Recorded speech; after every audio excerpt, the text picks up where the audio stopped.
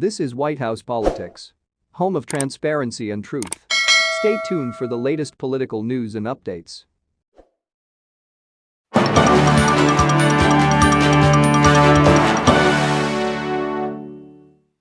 U.S. President Joe Biden has rejected former President Donald Trump's executive privilege claims and ordered White House visitor logs to be released to the panel investigating the deadly January 6, 2021 attack, according to a letter released on Wednesday.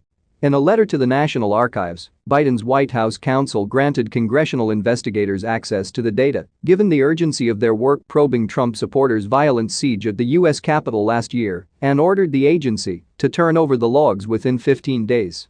The president has determined that an assertion of executive privilege is not in the best interests of the United States and therefore is not justified as to these records and portions of records, Biden counsel Dana Remus wrote in the letter dated February 15.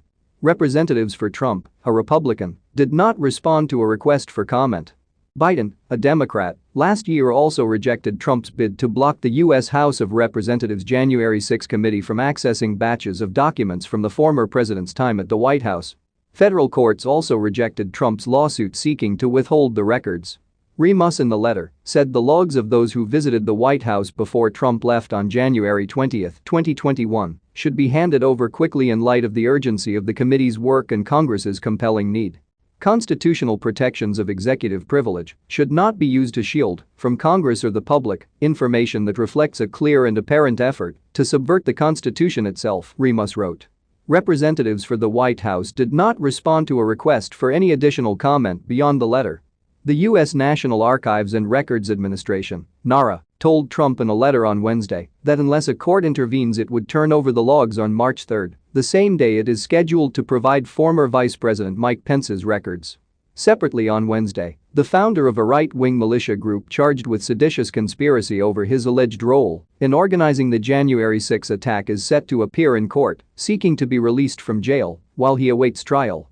So far, more than 725 people have been charged with playing a role in the attack that left 5 people dead and more than 100 police officers injured.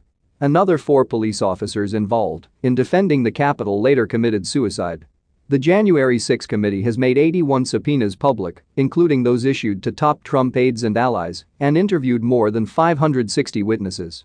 It has also sought records from social media and other telecommunications firms. On Tuesday, it subpoenaed 6 people who had knowledge of or participated in unsuccessful efforts to send false alternate electors to Washington for Trump in the 2020 presidential election. Trump has repeatedly blasted the committee's investigation and decried the November 2020 election, which he lost to Biden by more than 7 million ballots and by 74 votes in the Electoral College. Trump, who has teased a potential presidential run in 2024 but not formally declared his candidacy, could again file suit seeking to block the release of the visitor logs, which he sought to block in a January 31 letter to the archives.